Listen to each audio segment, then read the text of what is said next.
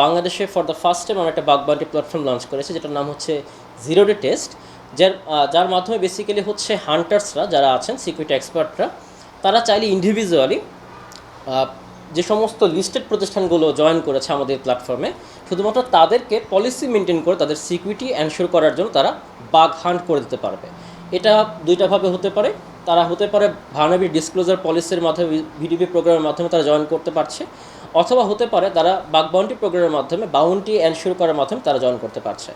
So এক্ষেত্রে যেটা হচ্ছে, আমাদের লোকাল যে সমস্ত সিকিউরিটি এক্সপার্টরা আছেন তারা বেসিক্যালি হচ্ছে একটা প্ল্যাটফর্ম পাচ্ছেন বাংলাদেশের প্রেক্ষাপটে নিজের দেশের সিকিউরিটি এনশিওর করার জন্য যতটুকু পর্যন্ত চেষ্টা করা উচিত তারা তাদের মেধার মাধ্যমে সেই সর্বোচ্চটুকু চেষ্টা করার মাধ্যমে নিজের দেশীয় প্ল্যাটফর্মগুলোকে সিকিউর করার চেষ্টা করতে পারছে। এতে করে বাইরের দেশ থেকে হ্যাকার্সরা অ্যাটাক করার পরে ব্রিচ হয়ে যাচ্ছে, অথবা হ্যাকাররা হ্যাক করে অন্য কিছু অ্যাক্সেস করে ফেলছে, এটা করার আগেই আমাদের সিকিউরিটি এক্সপার্টরা পলিসিগতভাবে প্রফেশনাল ইথিক্যাল ওয়েতে তারা সেই রিপোর্টগুলো আগে থেকে সেই প্ল্যাটফর্মগুলোর কাছে পৌঁছাতে পারছে।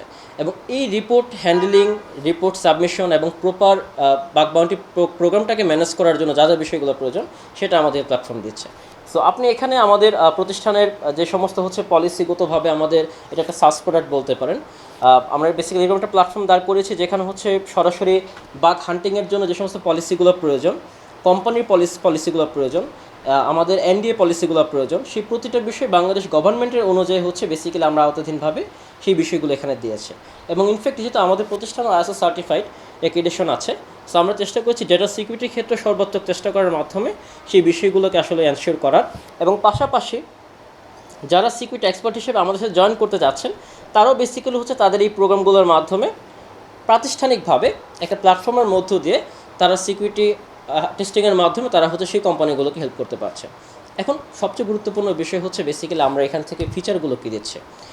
এটার তিনটা সুবিধা আমি বলবো। প্রথমত যে সুবিধাটা সেটা হচ্ছে আমার দেশের সিকিউরিটি আমার দেশের মাঝেই থাকছে।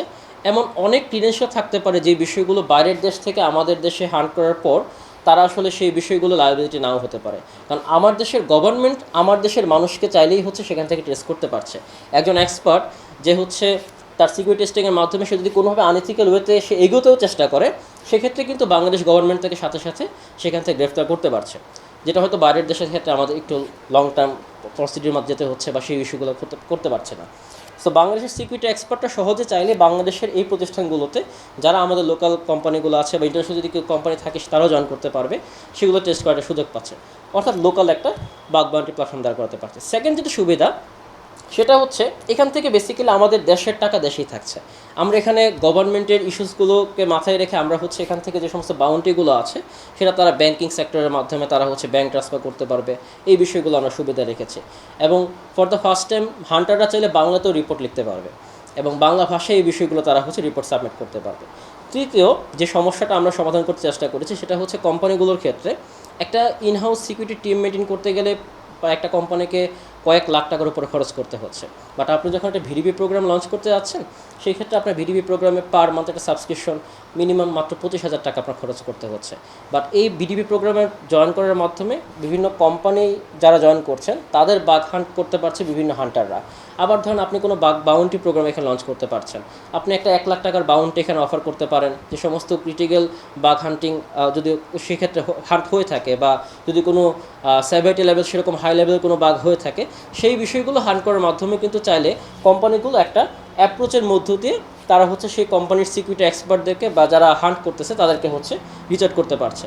এবং সেখান থেকে চাইলে আপনার ইনহাউস সিকিউরিটি এক্সপার্টও হায়ার করতে পারবেন, কারণ প্রফেশনাল যারা বাংলাদেশের সিকিউরিটি এক্সপার্টরা আছে তাদের মাধ্যমে তারা একটা এক্সট্রা আর্নিংয়ের সুযোগ পাচ্ছে, তাদের কোম্পানির জয়েন করার পাশাপাশিও তারা একটা আউটসোর্সিং এখানে সুযোগ পাচ্ছে। তো ওভারঅল সবগুলোকে বিষয়কে মাথায় রেখে বেসিক্যালি হচ্ছে আমাদের প্ল্যাটফর্মটা দাঁড় করাচ্ছে। আমি যদি এখানে হচ্ছে লগ ইন করি, জাস্ট ফর সে আমি শুধুমাত্র হচ্ছে একজন ইউজার হিসেবে লগ ইন করছি, ঠিক আছে? ফর দ্য ফার্স্ট টাইম একজন ইউজার হিসেবে লগ ইন করছি যার কোনোভাবে হচ্ছে ভেরিফিকেশন নাই, সে কিন্তু সহজে চাইলেই প্রোগ্রামে ঢুকে সবগুলো প্রোগ্রাম দেখতে পারছে না।